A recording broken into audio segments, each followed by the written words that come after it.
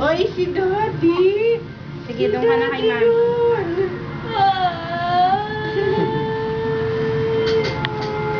Tingnan mo ko natin. Ma'am, i-discuss lang po natin yung kanyang mga laboratories. Ma'am, ang kanyang blood typing po is B positive.